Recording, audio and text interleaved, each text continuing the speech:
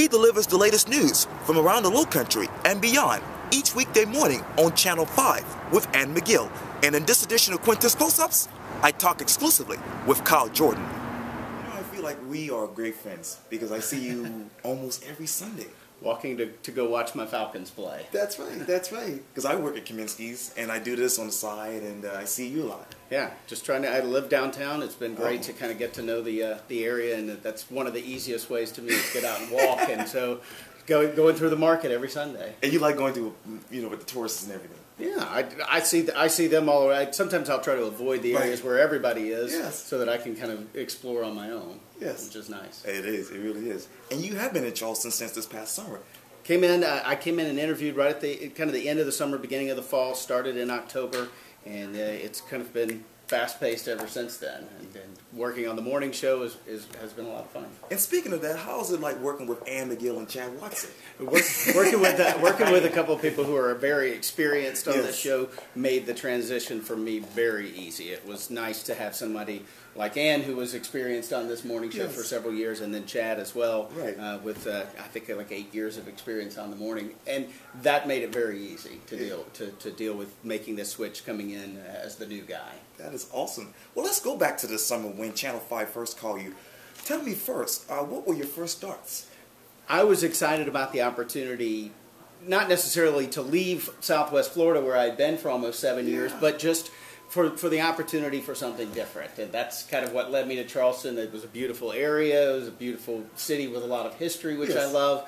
And I was just kind of looking, I was ready for a change. I'd kind of grown as much as I was going to do in Fort Myers, being a morning reporter and anchoring in the midday, and I really wanted to get on as a full-time morning anchor, and this was an opportunity. It was tough to pass up. And before Channel 5, you said you worked in Fort Myers at Wink TV. Wink TV, I was down there. Very similar to Live 5 News. It's kind of the old station in the market, the traditional, very strong #1 news leader station, and working with a lot of very experienced journalists down there as well. So it was a great opportunity for me to grow. I actually ended up there to do sports. Did sports for about 6 months, and then they put me on a weekend morning show, had me reporting in the mornings, and I said the two things I didn't think I would do was go back to news after I did sports. And I never thought I would work in the mornings again. Wow. And here you are. Here I am doing it full time now, 7 years strong. Wow. And during that particular time, you actually worked on a story that is now part of U.S. history.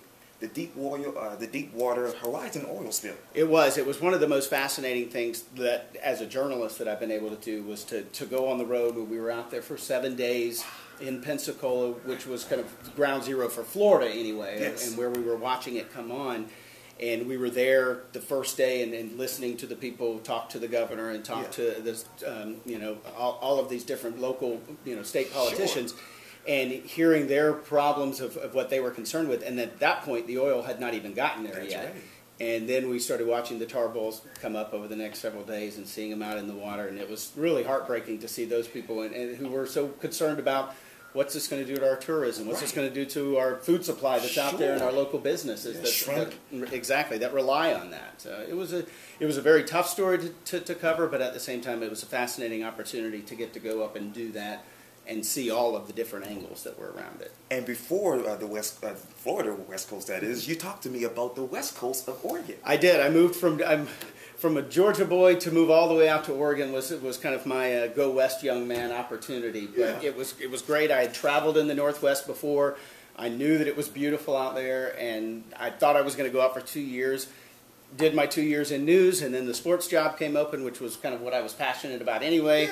And I jumped in and did the weekend sports job for almost 3 years, so five plus years in Oregon, and that was about 3 more years than I ever thought I'd be out there. And speaking of the South, you were from Thomasville, Georgia. Thomasville, the Rose City, small town, and growing up in South Georgia, I had kind of 2 options: go to Georgia or go to Florida State. Those were the 2 schools that a lot of people went to, and I chose to do neither at first and went to Sanford University in Birmingham, Alabama, which was a smaller private school, and I loved it. It was great, but I got a degree in history, and history translates into more school one way or the other. And I heard that you were a history buff. I am. I love it, and I was a big European history fan, which is really kind of what I like about this area too, because you get to see all of the impacts that the European settlers had on this area in the founding of Charleston, Right. which is really neat. Yes, indeed. And I heard, too, that your parents are still living in Thomasville. They do. My dad is a minister of music. He's about ready to retire next year. He will hang it up after, I think, about 40 years down there. And my mother has been a school teacher, and she retired.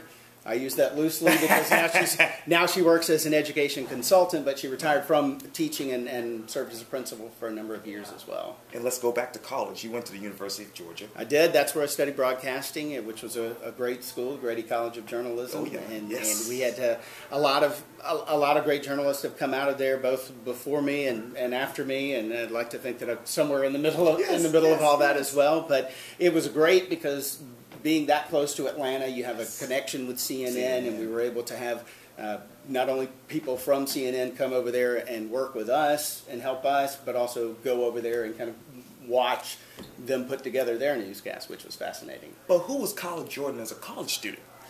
Kyle Jordan as a college student. And I've said this a couple of times, I'm a huge sports fan, so I was a big sports buff. You would always find me watching college football, watching college baseball, watching college basketball, NFL, but I am locked in when things are going on, and my T-shirts change as the seasons go, whether with the teams that I'm following. Describe to me the following in one word: kickball.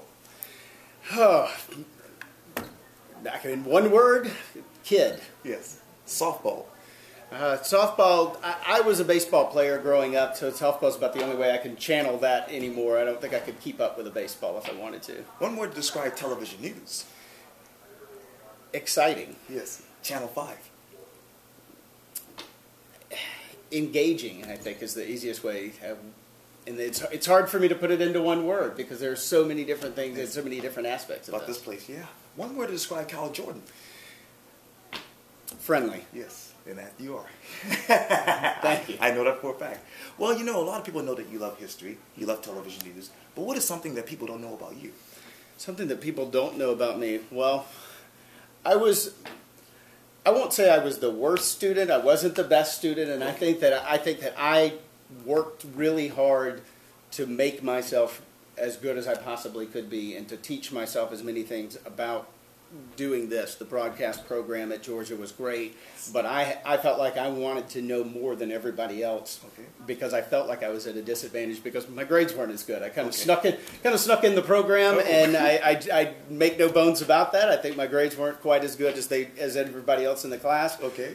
But at the end of the day, when we all graduated, I got the most outstanding senior award. And I felt like, to me, that was the benefit of putting so much time in after hours to try and learn how to do as much as possible. That is awesome. And, you know, I just know that you just got here to Channel 5. But put on your thinking hat for me. What do you see in your future? You know, I've been in this for, 12 years now. I spent 5 years in Oregon. I spent almost 7 in Florida. Yeah.